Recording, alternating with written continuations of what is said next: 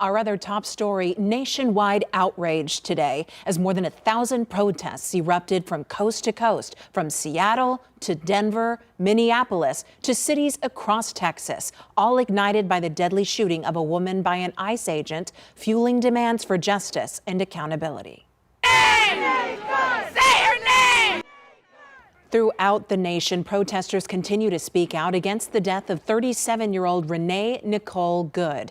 An ICE agent shot and killed Good as she drove her SUV on a snowy Minneapolis street Wednesday morning. The Trump administration maintains the ICE agent acted in self-defense.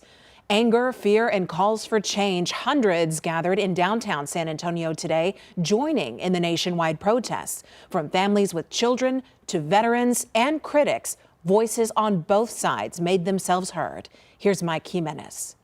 Many people at the protest say they are frustrated at the actions of ICE agents in the U.S. government. And they hope by speaking out, that will create change. I need to show my kids that, there's people who are good and there's people who are fighting the good fight and that we're going to be a part of it. Haley Urdiales made it a family affair Saturday. She brought her husband and 3 boys to the downtown protest. About 300 to 400 people showed up to the rally, which was hosted by several organizations. We're protesting ICE, particularly in response to the recent murder of Renee Good in Minnesota. On Wednesday in Minneapolis, 37-year-old Renee Good was shot and killed by an ICE agent while in her vehicle.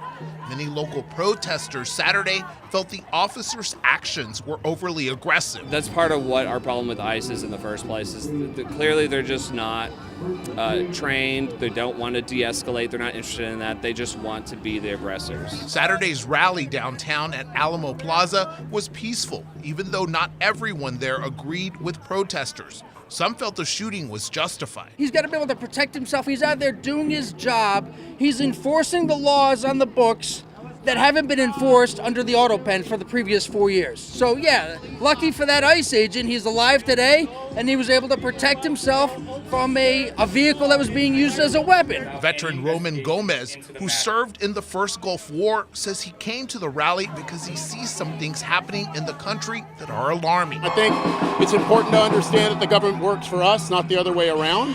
And this is kind of a referendum, If a lot of your constituency doesn't agree with what's going on, maybe you need to change the way you're thinking. Organizers also didn't agree with the Trump administration for rushing to defend the actions of the ICE agent without any investigation. Urdiales says ICE officials have spread hate in the community and says if the opposition is going to chant those messages loudly, we need to chant love even louder. I just feel scared for my kids and I want them to be courageous and to speak up when something is wrong. And it doesn't matter if that's against the government or a bully at school, it's all the same and it's all wrong. And we need to stand for love, never for hate. Mike Jimenez, KINS 5.